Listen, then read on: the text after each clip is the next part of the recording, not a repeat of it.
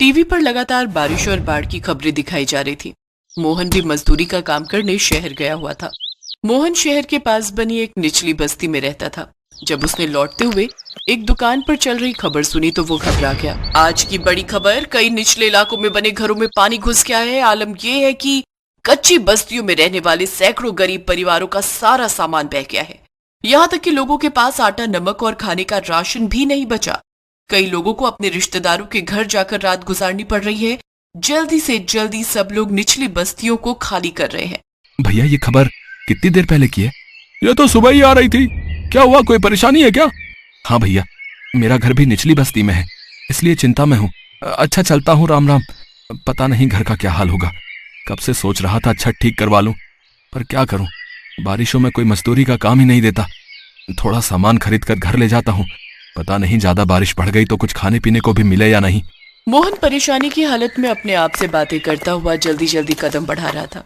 बारिश की वजह से शहर की सड़कों पर भी पानी भर गया था। मोहन के पास 100-200 रुपए थे, जिनका वो खाने पीने का सामान खरीद कर घर पहुंचता है। उसकी पत्नी और बच्चे घर में घुसे पानी को बाहर फेंक रहे थे। सावित्री, रुको, मैं तुम्हारी मदद करता हूँ। लाओ, बाल्टी मुझे दो। कितनी देर से बारिश आ रही है, रुकने का नाम ही नहीं ले रही। बारिश रुक जाए तो थोड़ा पानी घरों से नीचे उतर जाएगा। चिंता मत करो सावित्री, अब तो रात का समय है। हम कल सुबह ही शहर चले जाएंगे। यहाँ रहना अब खतरे से खाली नहीं। पूजा, बिट्टू, ये लो बच्चों, ये खाने का सामान लाया था, इसे वहां सूखी जगह पर रख दो। मोहन और सावित्री काफी देर तक घर से पानी निकालने का प्रयास करते हैं। कुछ देर बाद बारिश रुक जाती है। माँ बापू, बारिश रुक गई। अगर रुकी रहे तो कोई परेशानी नहीं होगी, फिर से शुरू हो गई तो हमें ये जगह खाली करके जाना ही होगा। ये लो, थोड़ा सा खा लो।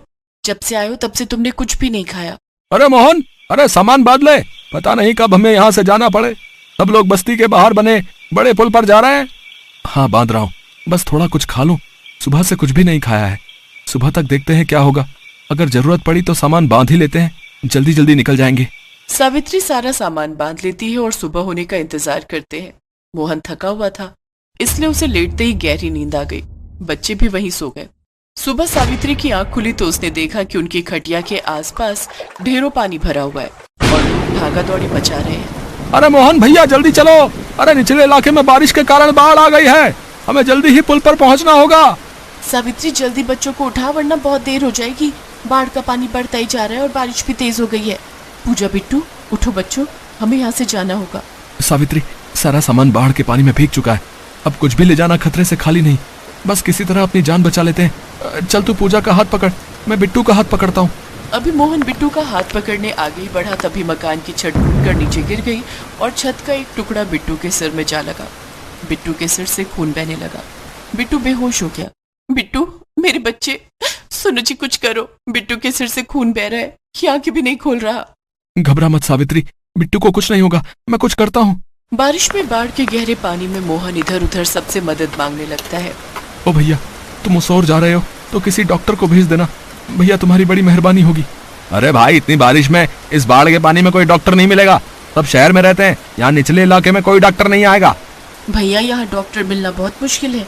एक काम करो, तुम पुल तक पहुँच जाओ, हो सकता है वहाँ कोई सुरक्षा कर्मी मिल जाए। हाँ, ये ठीक रहेगा, मैं अभी जाता हूँ। हे भगवान, मेरा बच्चा, उसकी रक्षा करना प्रभु। बाढ़ के पानी में तैरता हुआ मोहन पुल तक पहुंचने की कोशिश कर रहा था। उधर सावित्री का रो रो कर बुरा हाल था। बिट्टू की तबीयत बिगड़ती जा रही थी। घर में पानी भरा हुआ था और खून से लथपथ बिट्टू बेहोश पड़ा था। कहाँ रह गए जी, जल्दी आओ, हमारे बिट्टू की तबीयत बिगड़ती जा रही है। मेरे बच्चे, आंखें खोल, इसका तो बदन बुखार से तप रहा है। हे ईश्वर, अब तो आप ही का सहारा है, इन्हें जल्दी से भेज दो। मोहन किसी तरह पुल तक पहुंचता है, पर वहां भी भगदड़ मची हुई थी। भैया, यहाँ पर कोई डॉक्टर मिलेगा कहीं? तुमने कोई आसपास डॉक्टर देखा है? नहीं भैया, और यहाँ कोई डॉक्टर नहीं मिलेगा। इतनी भीड़ में तुम्हें लगता है कि कोई डॉक्टर मिलेगा? अरे बाढ़ की वजह से हम गरीबों का कितना बुरा हाल है। सब इधर उधर अपने परिवार को ढूंढने में लगे हुए हैं। कहीं भी कोई डॉक्टर नहीं दिखाई दे रहा। भगवान, मदद करो, मुझ गरीब पर दया करो, मेरी मदद करो। अचानक भीड़ में से एक डॉक्टर मोहन को रोता हुआ देख लेता है। अनुराधा, तुम बच्चों के साथ रहो, मुझे उस मजबूर पिता के साथ जाना होगा। लगता है उसका बच्चा बीमार है। पर इससे आपकी जान को भी खतरा हो सकता है। निचले इलाके में बाढ़ का पानी ऊपर तक आ गया, अगर आपको कुछ हो गया तो? अनुराधा, मैं एक डॉक्टर हूँ। मेरा सबसे पहला कर्तव्य यही है कि मैं अपनी जान की परवाह किए बिना किसी की जान बचाऊं। अगर मैं आज इस गरीब मजदूर पिता के साथ नहीं गया तो कल मैं अपने पेशे और अपनी समाज से आंखें नहीं मिला पाऊंगा। कुछ देर बाद सुरक्षा कर्मी आएंगे, तुम उनके साथ घर लौट जाना, मैं किसी न किसी तरह वापस आ जाऊंगा। उस डॉक्टर का नाम राकेश था। वो दूसरे शहर से वापसी आ रहा था। अचानक उसकी गाड़ी पुल पर भीड़ में फंस गई। आगे का पुल टूट चुका था, इसलिए कोई भी सहायता के बिना शहर तक नहीं जा पा रहा था। इसी बीच जब डॉक्टर राकेश ने मोहन को रोते बिलखते डॉक्टर के लिए पूछते देखा तो उससे रहा नहीं गया और अपना फर्ज निभाते हुए वो मोहन के पास पहुंचा। सुनो, मैं डॉक्टर हूँ, तुम्हारा बेटा कहाँ है? मुझे जल्दी से ले चलो। आप डॉक्टर हो? हे भगवान, आपका लाख लाख शुक्र है। आप मेरे साथ कैसे जाओगे डॉक्टर साहब? आगे पानी भरा हुआ है, मेरा घर निचले इलाके में है। चिंता मत करो, मुझे तैरना आता है, मैं तैर कर तुम्हारे साथ चलता हूँ। आपकी बहुत बहुत मेहरबानी डॉक्टर साहब।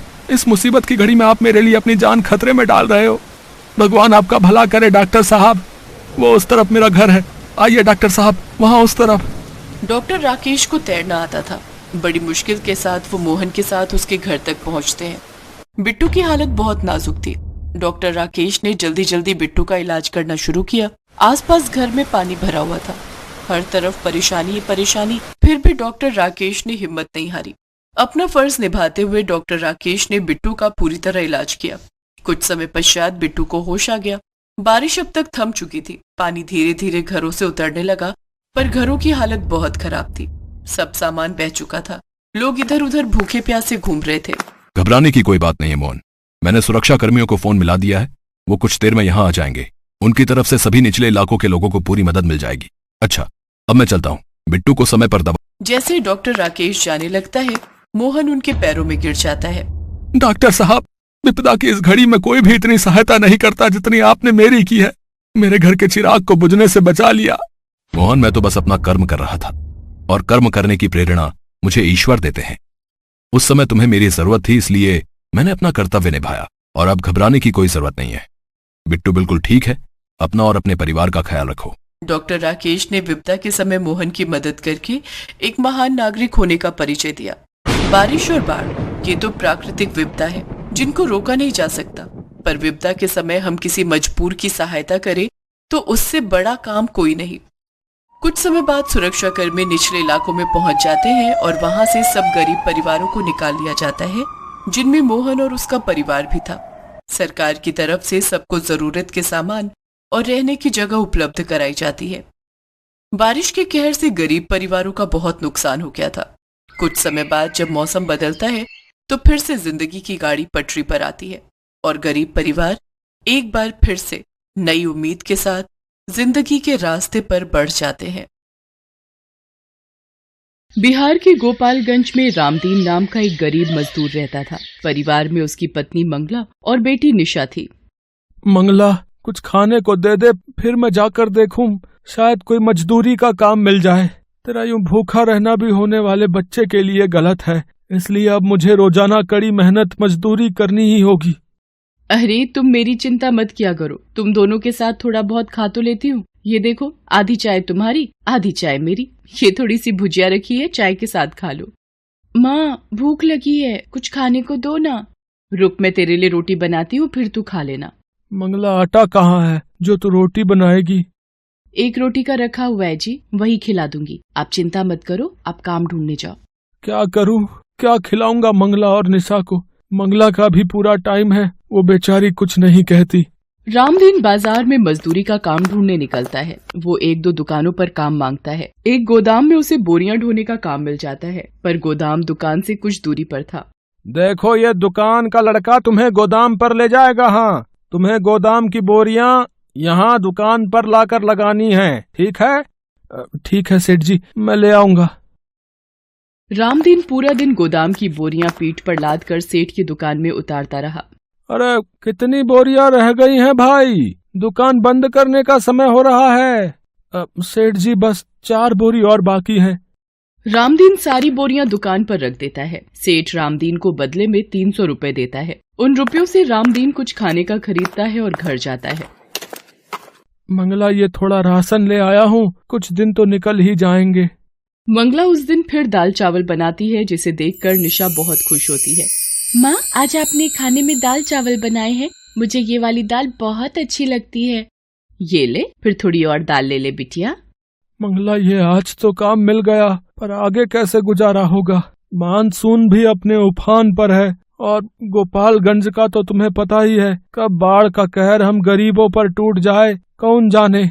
मुझे तो तुम्हारी चिंता हो रही है, तुम्हारी डिलीवरी का वक्त निकट आ रहा है, बस गोपालगंज में सब कुछ ठीक रहे। रामदीन इसी चिंता में था कि मॉनसून आ गया है, कोई काम नहीं मिला तो घर कैसे चलेगा। अगले दिन मंगला, मैं देखता हूँ पड़ोस के विजेंद्र भैया बता रहे थे कि एक इमारत की मरम्मत के लिए किसी को मजदूर चाहिए। पता करके आता हूँ, शायद मिल जाए। बाहर तो बारिश हो रही है, कैसे जाओगे? अरे ज्यादा दूर नहीं जा रहा, पास ही में जा रहा हूँ। रामदीन एक पन्नी ओढ़कर बारिश में काम ढूंढने निकलता है। अचानक बारिश बहुत तेज होने लगती है। वो एक चाय की छोटी दुकान के नीचे खड़ा होकर बारिश रुकने का इंतजार करने लगता है। चाय की दुकान पर कुछ ग्राहक भी बारिश रुकने का इंतजार कर रहे थे। चाय वाले की दुकान पर एक रेडियो चल रहा था जिस पर गोपालगंज की खबरें आ रही थी। बता दें कि गोपालगंज जिले में लगातार हो रही बारिश और नेपाल से पानी डिस्चार्ज किए जाने से गंडक नदी का पानी तेजी से गांव में प्रवेश कर रहा है। मांझावा सदर प्रखंड के कई गांव में बाढ़ का पानी घुस चुका है। लोग बाढ़ के पानी से त्राहिमाम कर रहे हैं। हे भगवान, ये क्या हो गया? बाढ़ का पानी तेजी से गांव में आ रहा है, मुझे घर जाना होगा। अरे ये पानी का बहाव तो बढ़ता ही जा रहा है। रामदीन खबर को सुनकर घबरा जाता है और तेजी से घर की ओर भागता है। रामदीन के घर में पानी भर चुका होता है। आसपास के लोग जल्दी जल्दी घरों को खाली करके भाग रहे होते हैं। आप आ गए? ये देखो, पूरे घर में पानी भरता ही जा रहा है। बापू, मुझे डर लग रहा है। अरे घबराओ मत, कुछ नहीं होगा मंगला। निशा को मैं कंधे पर बैठा लेता हूँ, हमें जल्दी यहाँ से निकलना होगा। सुनो जी, लगता है मेरा बच्चा होने का वक्त आ रहा है। मुझे दर्द महसूस हो रहा है जी, घबराहट से लगता है बच्चा नीचे आ रहा है। प्रभु, क्या करूँ? विजेंद्र भैया को बुला कर लाता हूँ। अब विजेंद्र भैया। रामदीन, जल्दी से जरूरी सामान बांध ले, निकलना है वरना कोई नहीं बचेगा, सब बाढ़ में बह जाएंगे। विजेंद्र भैया, मंगला को बच्चे का दर्द शुरू हो गया है, वो चल भी नहीं पा रही है। अरे बेचारी को इस मुसीबत में ये बड़ी परेशानी होनी थी। जल्दी चलो जी। एक काम कर, ये खाट पर भाभी को लेटा, फिर इसी पर ले जाना पड़ेगा, कोई और रास्ता नहीं है अब। रामदीन निशा को अपने कंधे पर बिठा लेता है। विजेंद्र और उसकी पत्नी भी बहुत नेक दिल थे। विजेंद्र की पत्नी अपने बेटे को गोद में उठा लेती है। विजेंद्र रामदीन के साथ मंगला को खटिया पर लिटाकर उठाने में मदद करता है। सुनो जी, निशा के बापू, मेरा दर्द बर्दाश्त के बाहर हो रहा है, कुछ करो जी। बाढ़ का पानी बढ़ता ही जा रहा है विजेंद्र भैया। अरे हिम्मत मत हार रामदीन, भगवान सब ठीक करेंगे।